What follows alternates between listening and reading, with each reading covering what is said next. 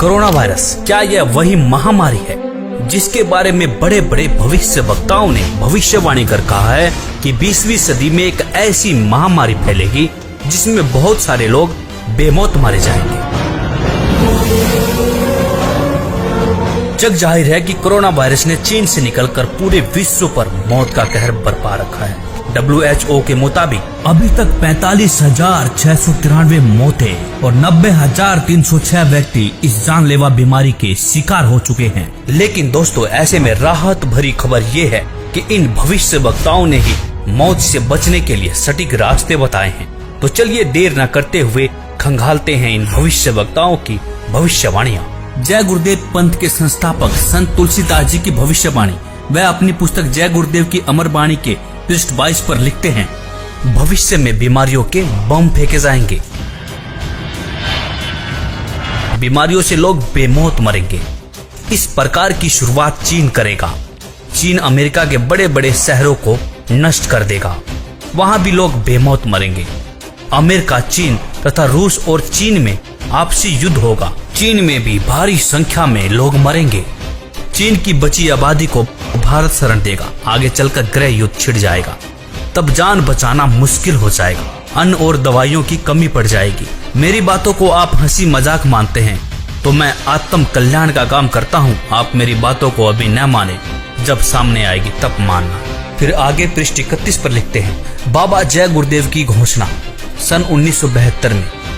आगे विश्व युद्ध होने पर भारी नुकसान होगा, लाशें पड़ी रहेंगी, उठाने वाले नहीं मिलेंगे। चीन, पाकिस्तान, अमेरिका आदि मुल्कों से विषैले बम फेंके जाएंगे।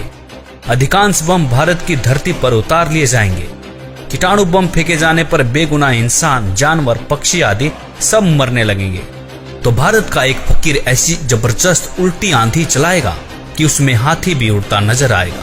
तेज हवाएं सभी कीड़ों को उड़ाकर वहां से ले जाएंगी। जहां से बम फेंके गए होंगे वहां फिर उस मुल्क के लोगों का सफाया हो जाएगा। दोस्तों, यहाँ पर इस भविष्यवाणी में जय गुरुदेव जी ने एक फकीर के बारे में भविष्यवाणी की है। उन्होंने कहा है कि एक ऐसा भारत का फकीर, एक ऐसा संत उल्टी आंधी चलाएगा जिसमें तेज हवाएं बहेंगी। जितने भी बम फेंके जाएंगे वह सारे उनकी धरती पर चले जाएंगे और वहां के लोगों का सफाया हो जाएगा। तो दोस्तों, देखना यह है कि वास्तव में वह फकीर कौन है। संत तुलसीदास जी ने इसी पुस्तक के पृष्ठ 59 पर 1971 में भविष्यवाणी करते हुए कहा था कि वह महापुरुष जो भारत को विश्व विजेता और विश्व गुरु बनाएगा, जिसकी एक भाषा होगी और एक झंडा होगा, वह भारत के एक छोटे से गांव में जन्म ले चुका है। संत रविदास, 16वीं सदी के विख्यात व चमत्कारी संत रविदास। दोस्तों, संत रविदास जी की भविष्यवाणियों से तो ऐसा प्रतीत होता है कि मानो संत रविदास जी ने 16वीं सदी में ही इस कोहराम के बारे में जान लिया था। उन्होंने इटली के बारे में बिल्कुल सटीक भविष्यवाणी करते हुए कहा है कि इटली में आने वाले समय में कोहराम मचेगा। दोस्तों, आपको बता दें कि इटली में कोरोना ने मौत का एक ऐसा तांडव मचाया है कि 13,000 से ज्यादा लोग मर चुके हैं और 1,10,000 से ज्यादा लोग संक्रमित हैं। संत रविदास जी लिखते हैं, भारत में अवतारी होगा जो अति विस्मयकारी होगा, ज्ञानी और विज्ञानी होगा, वो अद्भुत सेनानी होगा। जीते जी कई बार मरेगा, छद्म वेश में जो विचरेगा। देश बचाने के लिए होगा एक आह्वान, युग परिवर्तन के लिए चले प्रबल तूफान। तीनों ओर से होगा हमला, देश के अंदर द्रोही घपला।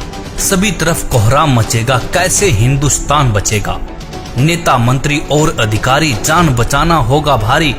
छोड़ सब मैदान भागेंगे, सब अपने अपने घर दुबकेंगे।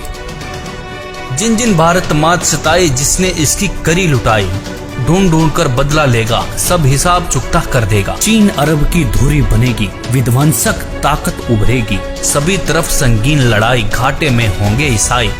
इटली में कोहराम मचेगा। जी हाँ, जहाँ पर 13,000 से ज्यादा लोग मर चुके हैं उसे कोहराम कहना गलत नहीं होगा। इससे बड़ी क्या त्रासदी हो सकती है। लंदन सागर में डूबेगा। जो तीसरा प्रलयंकारी, जो होगा भारी सहारी। भारत होगा विश्व विजेता, भारत होगा विश्व का नेता। दुनिया का कार्यालय होगा, भारत में न्यायालय होगा। तब सतयुग दर्शन आएगा, संत राज सुख बरसाएगा। सहस्त्र वर्ष तक सतयुग लागे, विश्व गुरु बन भारत जागे। जैसे कि तुलसीदास जी ने एक फकीर, एक संत के बारे में भविष्यवाणी की थी, उसी संत के बारे में भविष्यवाणी यहाँ पर रविदास जी भी कर रहे हैं। कह रहे हैं कि तब सतयुग दर्शन आएगा, संत राज सुख बरसाएगा, सहस्र वर्ष तक सतयुग लागे, विश्व गुरु मन भारत जागे। जैसा कि आपने पढ़ा कि दुनिया का कार्यालय होगा, भारत में न्यायालय होगा। तो न्यायालय से तात्पर्य है ICJ, मतलब इंटरनेशनल कोर्ट ऑफ जस्टिस, जो कि वर्तमान में अमेरिका में है, वह भारत में चला आएगा।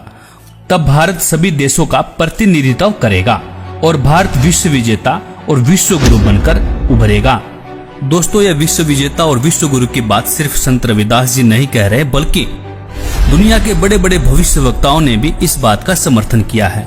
जैसे कि फ्रांस के नास्ट्रेडमस, न्यू जर्सी की फ्लोरेंस, इंग्लैंड के कीरोने, वेजिलेटिन ने, अमेरिका के जिन डिक्सन व एंडरसन ने, हंगरी के बोरिस्का ने, फ्रांस के डॉक्टर जुलवर्न ने, इजराइल जैसे महान राष्ट्र के प्रोहरार ने तथा नॉर्वे के आनंदचार्य आदि की भविष्यवाणियां भी इस बात का समर्थन करती है कि भारत के एक छोटे गांव से उत्पन्न एक महान संत के द्वारा भारत विश्व विजेता बन जाएगा।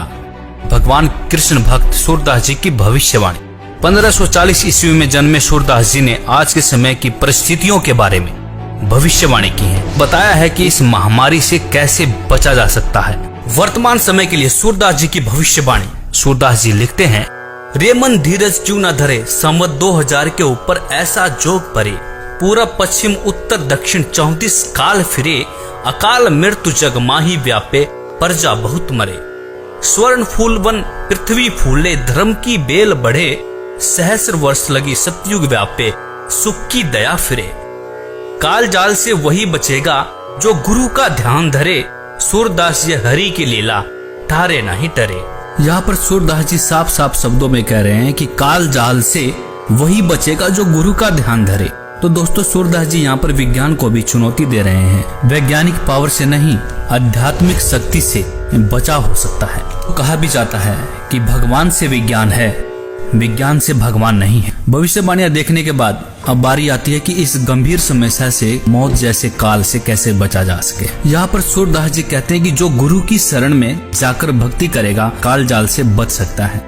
तो इस भविष्यवाणी की सच्चाई को परखने के लिए हमने भारत के प्रसिद्ध गुरुओं की विचारधारा को खोजना शुरू किया तो पाया कि लगभग सभी बड़े बड़े तिलकधारी, कथावाचक, मंडलेश्वर व महामंडलेश्वर, धर्म की रक्षा करने वाले धर्म गुरु अपने भगवानों से विश्वास खोए हुए वैज्ञानिक टिप्स देते हुए नजर आए। किसी धर्म गुरु को अपने इष्ट देव पर भरोसा ही नहीं देखने को मिला। लेकिन ऐसे में हमें संत रामपाल जी की विचारधारा मिली।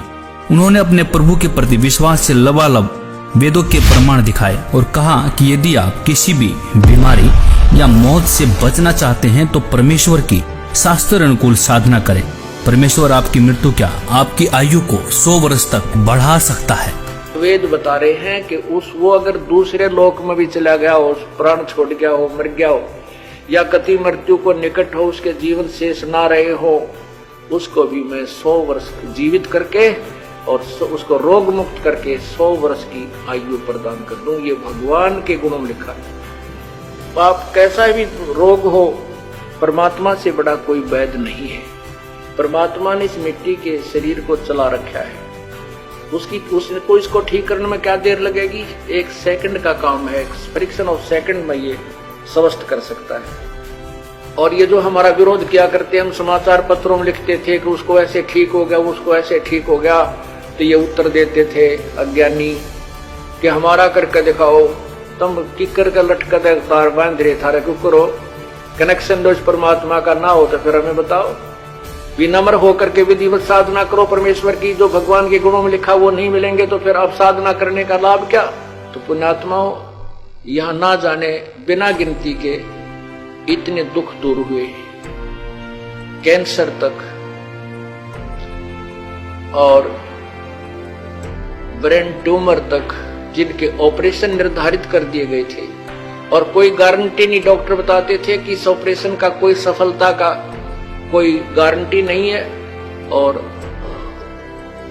ये पीड़ा कुछ समय के लिए बंद हो सकती है। ऐसे यहाँ बगैर किसी ऑपरेशन के परमात्मा की कृपा से, भगवान की रजा से, उस प्रभु की शक्ति से दूर हो गए, वो ठीक हो गए, वो रोग नष्ट हो गया।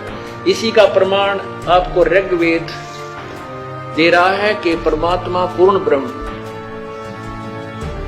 पूर्ण परमात्मा की साधना करने वाले की भगवान उसकी मृत्यु भी आ गई हो, उसके सांस भी शेष ना रहे और वो मर भी गया हो, उसको भी जीवित कर सकता है। ये देखिएगा ऋग्वेद, ये देखिए नीचे ऋग्वेद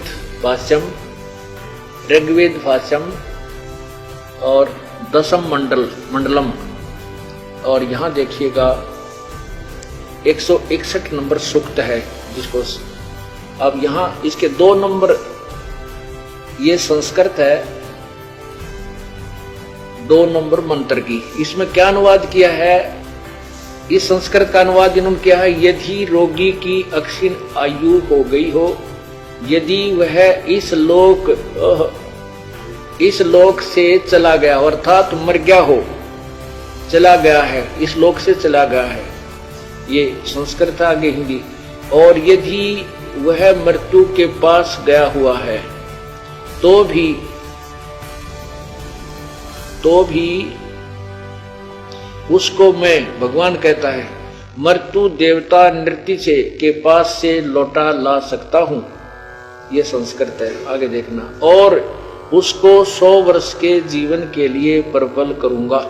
परमात्मा तो कहता है कि उस उपासक की, जो परमात्मा का भक्त है, यदि वो परमात्मा की साधना शास्त्र अनुकूल कर रहा है, परम संत से नाम लेकर के, तो वेद बता रहे हैं कि वो अगर दूसरे लोक में भी चला गया हो, प्राण छोड़ गया हो, मर गया हो, या कति मृत्यु को निकट हो, उसके जीवन शेष ना रहे हो, उसको भी मैं 100 वर्ष जीवित करके और उसको रोग मुक्त करके 100 वर्ष की आयु प्रदान कर दूं। ये भगवान के गुणों में लिखा है। दोस्तों, इस विज्ञान के दौर में संत जी का दावा वाकई में हमें अचंभित करने वाला था। फिर क्या था, बाबा की इस सच्चाई को सामने लाने के लिए हमने पड़ताल करनी शुरू कर दी। पड़ताल में हमें रियल स्टोरी 99 करके एक YouTube चैनल मिला, जिस पर बहुत से अनुयायियों के अनुभव थे। हमने बहुत सारे अनुयायियों के अनुभव देखे और उसमें पाया बहुत सारे ऐसे लोग हैं जिनकी लाइलाज बीमारियां कहीं डॉक्टर डिटेक्ट भी नहीं कर पा रहे थे। वह बीमारियां संत जी के बताए अनुसार सत भक्ति करने से बिल्कुल ठीक हो चुकी थी। बहुत से ऐसे लोगों के भी अनुभव मिले जो मरने के बाद जिंदा हो चुके थे। दोस्तों, यह सब देखने के बाद आपको क्या लगता है, क्या यह वही संत हैं जिसके बारे में संत तुलसीदास जी लिखते हैं, संत रविदास जी लिखते हैं कि संत राज सुख बरसाएगा? सूरदास जी भी लिखते हैं कि काल जाल से वही बचेगा जो गुरु की शरण रहे। गुरु से तात्पर्य यहाँ पर एक सच्चे गुरु से है, जो आपको सही रास्ता बताता हो, सही शास्त्र अनुकूल भक्ति करके आपके जीवन को धन्य करता हो। नकली गुरु के शरण में रहने से मोक्ष संभव नहीं हो सकता।